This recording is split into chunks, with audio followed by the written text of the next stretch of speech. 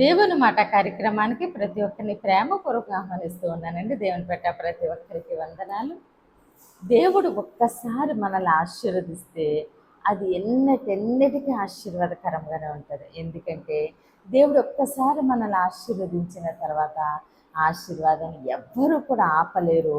అది మన యొద్ద నుంచి తీసుకోలేరు. మన ఆశీర్వాదాన్ని వాళ్ళు మార్చలేరు. కాబట్టి దేవుడు ఆశీర్వదిస్తే మన పరిస్థితి మారుతుంది, మన జీవితమే మారిపోతుంది. కాబట్టి దేవుడు ఆశీర్వదిస్తే చాలండి. ఈరోజు దేవుడు మన కొరకు సిద్ధపరిచిన ఆయన శ్రేష్టమైన వాగ్దానం చూద్దామండి. మొదటి దినవృత్తాంతాలు 17వ అధ్యాయము 27వ వచనము. ఇప్పుడు నీ దాసుని సంతతి నిత్యము నీ సన్నిధిని ఉండినట్లుగా దానిని ఆశీర్వదింప అనుగ్రహించి ఉన్నాను. యెహోవా నీవు ఆశీర్వదించిన ఎడల అది ఎన్నటికీ ఆశీర్వదింపబడి ఉండును. ఆమేన్. దేవుడి రోజు మనతో మాట్లాడుచున్న ఆయన మంచి మాట, యెహోవా నీవు ఆశీర్వదించిన ఎడల అది ఎన్నటికీ ఆశీర్వదించబడి ఉండును. ఆమేన్. దేవుడు ఒక్కసారి మనల్ని ఆశీర్వదిస్తే అది ఎన్నటికీ కూడా అలా ఆశీర్వాదకరంగానే ఉంటుందండి. ఎందుకంటే అది ఎవ్వరూ తీసుకోలేరు, అది ఎవరు మార్చలేరు, ఎవరు ఆపలేరు. కానీ మనుషులు వాళ్ళ నోటుతో మనల్ని ఆశీర్వాదకరంగా మాట్లాడారు అనుకోండి, అది మన హృదయానికి తృప్తినిస్తుంది తప్ప మన జీవితాన్ని అది మార్చలేదు.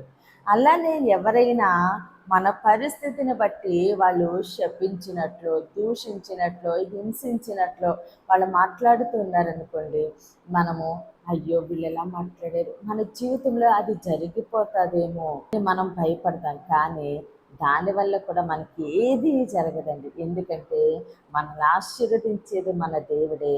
పరలోకముందున్న తండ్రి అనుగ్రహిస్తేనే కానీ మనం ఏది పొందుకోలేము. కాబట్టి మన దేవుడు మనకు ఆశీర్వదిస్తూ ఉన్నారు, ఎవరు కూడా దాన్ని ఆపలేరు. మన పరిస్థితిని వాళ్ళ యొక్క నోటి మాట చేత మార్చలేరండి. దేవుని యొక్క ఆశీర్వాదం ఒక్కటే మన జీవితాన్ని మారుస్తుంది, మన పరిస్థితిని మారుస్తుంది. కాబట్టి మనుషులు ఆశీర్వదించిన, వాళ్ళు శపించిన దాని యందు మనం లక్ష్యం ఉంచొద్దు. కానీ మన దేవుడు ఆశీర్వదిస్తే అది ఎన్నటెన్నటికీ ఆశీర్వాదకరంగానే ఉండులాగన మన దేవుడు మనల్ని ఆశీర్వదిస్తూ ఉండగా సమస్త ఘనత, మహిమ, ప్రభావాలు మనము దేవునికే చెల్లిద్దామండి. కొద్ది మాటలు దేవుడు మన వెనుకల్లో దీవించి ఆశీర్వదించునుగాక. ఆమె ప్రేర్ చేసుకుందామండి. అందరి కన్నులు మూసుకొని ప్రేయర్లో ఏకీభవించండి. మహోన్నతుడ, మహాగణుడ, పరిశుద్ధుడా, నీకే స్తోత్రాలు, వందనాలు దేవా. తండ్రి ఇచ్చిన వాగ్దానం మా జీవితాల్లో నూరంతలుగా ఫలించునుగాక. దైవజనుల వారి కుటుంబాలు, సంఘాలు, పరిచర్యలు యేసు నామములని దీవించబడునుగాక. యెరూషలేముకు యేసు నామములనే క్షేమము కలుగునుగాక. దైవజనుల వారి కుటుంబాలు, సంఘాలు, పరిచర్యలు యేసు నామములనే దీవించబడునుగాక. ఈరోజు పెళ్లి రోజు, పుట్టినరోజు జరుపుకుంటున్న ప్రతి ఒక్కరిని దేవుడు బహుగా దీవించి ఆశీర్వదించునుగాక.